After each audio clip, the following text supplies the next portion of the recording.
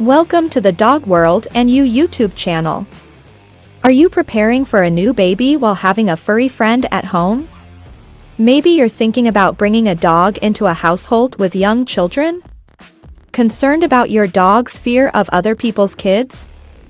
Join us in this video to explore essential guidance and answers to these vital aspects, harmonizing the worlds of children and dogs. Firstly, why do we even question the relationship between dogs and kids?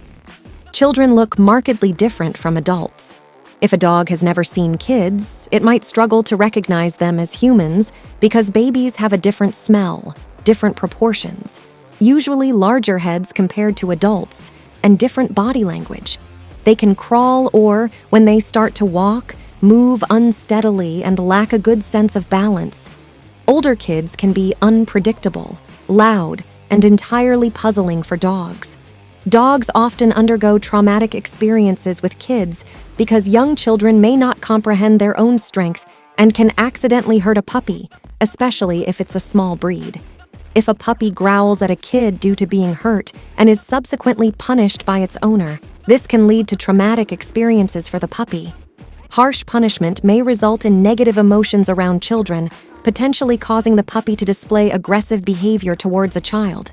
The dog learns that using teeth or snapping works to keep a child away. Dogs are generally patient creatures, tolerating use as much as they can. To avoid unfavorable consequences, let's discuss how to prevent such situations. Let's start with the scenario where you already have a dog and are expecting a baby. New parents are typically thrilled about preparing everything for the new baby, from bottles and diapers to cribs and strollers. However, amidst these preparations, they tend to forget about preparing their dog for these forthcoming changes. If future parents start preparing the dog in advance, it will be much easier for everyone. Once the baby's nursery is ready, bring your dog in and begin training it with positive reinforcement so that it associates these objects with positivity. Expectant parents can purchase a life-size doll, dress it in baby clothes, carry it around the house, and reinforce every positive interaction the dog has with the doll. This familiarizes the dog with having a baby around, getting used to the smell of detergent and baby hygiene products. On the final day, when you become happy parents while the mom and baby stay in the hospital, bring home used baby clothes and even used diapers to acclimate your dog to the new family member's scent. Finally, when you bring the baby home and place the baby in the crib, the dog needs to be on a leash, and the entire introduction process needs to be controlled by you. There are often cute videos on TikTok where people bring their newborns home, place them on the sofa, and allow dogs to approach and sniff the baby. While such moments might seem adorable, they can carry unpredictable risks.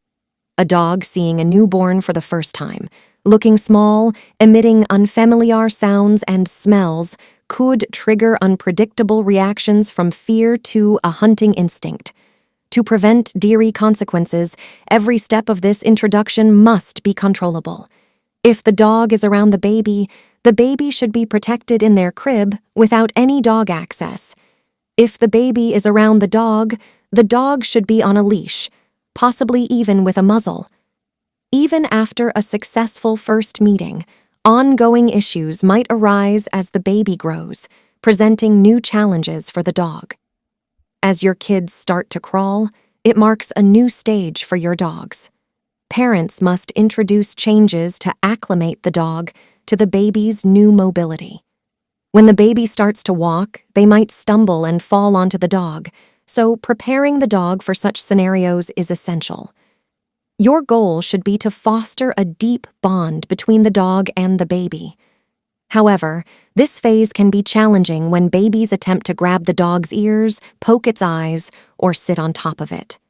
Parents' primary goal should be to provide a secure environment for both the dog and the baby. Designating a safe spot in the house for the dog to retreat to, where it can relax undisturbed by the baby, is crucial. Understanding a dog's body language and signs of discomfort is vital. If a dog froths, licks its lips, or turns its head while interacting with the baby, distract the baby with an interesting game and guide the dog to a safe space equipped with toys and treats. Not all dogs understand the concept of finding safe spots, so teaching them to retreat to this space when uncomfortable and prohibiting the baby from bothering the dog there is essential. When a baby accidentally hurts a dog and the dog begins to growl, it serves as a warning and a signal of discomfort. To prevent potential biting incidents, it's essential to distract the dog and remove the baby. You might wonder if this action reinforces future growling towards children. Let me explain it this way. If a child does something that makes the dog uncomfortable and the dog growls, and then we intervene by removing the baby and preventing a bite, the dog learns that its growling signal prompts us to assist in uncomfortable situations. This helps the dog understand it won't be punished, but instead may even be rewarded. The dog learns that there's no need to escalate the situation if you can help resolve it. So if you're seeking this kind of behavior, this technique can be effective. However, if you believe harsh punishment for growling will fix the problem, think again. Yes, the dog may stop growling at your child, but it also means the dog will stop warning you. The dog will tolerate the behavior until it escalates to a bite. I want you to view a dog's growling as an SOS signal for help from annoying little creatures. Kids of different ages present various challenges for dogs. For instance, 3 to 5-year-old kids are challenging to control. How can parents assist dogs and kids in interacting appropriately? You can use free shaping techniques to encourage positive interactions between kids and dogs. Ask kids to provide high-value treats for the dog. I recommend having kids hide or toss treats rather than offering them directly from their hands, as not all dogs have a gentle mouth and might take treats roughly. If a child wishes to offer a treat from their hand, it should be a sizable piece offered from the palm, similar to how we give a horse an apple. Remember, food can also provoke incidents, and a dog might try to take food from a child's hands, accidentally causing harm. All interactions should be supervised, and each situation should be assessed individually. Children learn a lot about communicating with dogs by observing how parents interact with them. Always show affection to your dog, petting it in front of your child. The baby will learn, and the dog will enjoy spending time around both of you. Around the age of 6, you can introduce activities between the kid and the dog, such as playful searches. A child can hide treats in different rooms and ask the dog to find them. They can have lots of fun together without close physical contact. Preparing puzzle toys by hiding food inside them or preparing sniffing mats are a wonderful activity for a child and fun for the dog. You might be interested when your dog starts to listen to your child. It's not tied to a specific timeline, but more to the mental state of your child. If a child at a young age consistently understands that a dog is a family member with its own needs, not a living toy, the chances of the child connecting and being listened to by the dog are much higher. Like a parent, always reinforce the dog's behavior when it willingly complies with a child. I would recommend starting dog training by your kid with some enjoyable activities like trick training, because it's fun for both the child and the dog. Afterward, consider obedience training.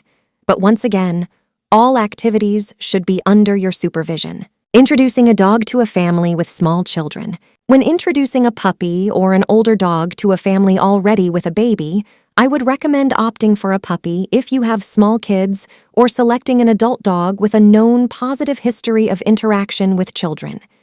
It's crucial not to bring a dog with an unknown past, especially for families with children under 4 years old. Despite a dog being initially cute and friendly, once the adaptation period of approximately 3 months in the new family passes, unpredictable situations might arise, particularly if it's a large breed dog.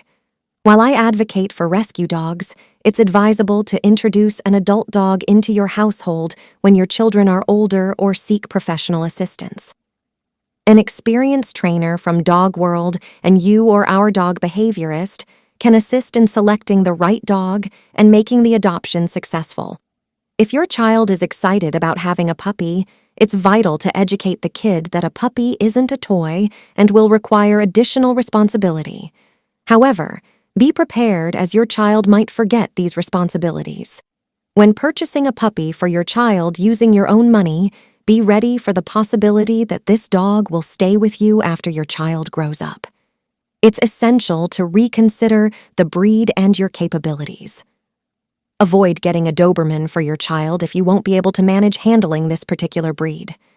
If you have very young children, it might not be advisable to choose a toy breed dog since they're fragile and more prone to injury. Puppies have sharp teeth like needles and can unintentionally hurt a baby, so it's crucial to teach the child how to stop a puppy biting by yelping when playing becomes too rough, and always to end the game between the puppy and the child if they become overstimulated.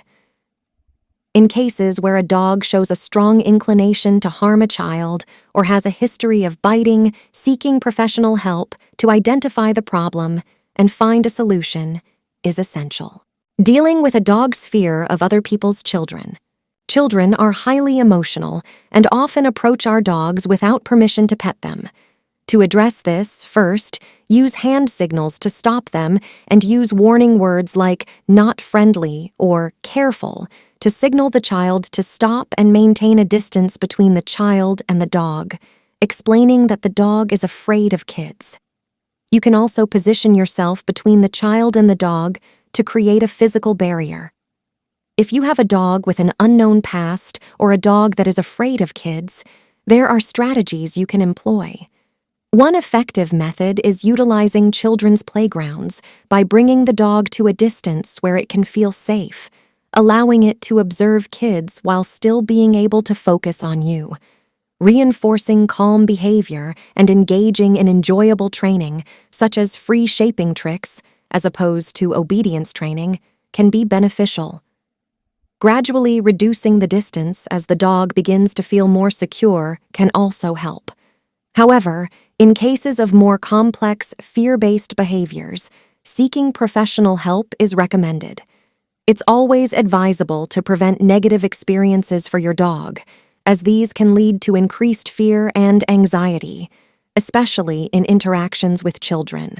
Before adding a furry friend to your family, ensure you're prepared for the added responsibility of handling both a baby and a puppy simultaneously. It's important to note that assuming one breed is inherently more friendly to kids than another is untrue. Regardless of breed, if a dog has never encountered a baby before, the initial interaction might pose some challenges. However, the positive aspect is that we have the opportunity to build successful relationships with our dogs and live harmoniously. You can always contact Dog World and you if you experience difficulties with your kid and your dog. We are always ready to help. Lastly, please consider liking, sharing, and recommending the Dog World and You LLC channel to your friends.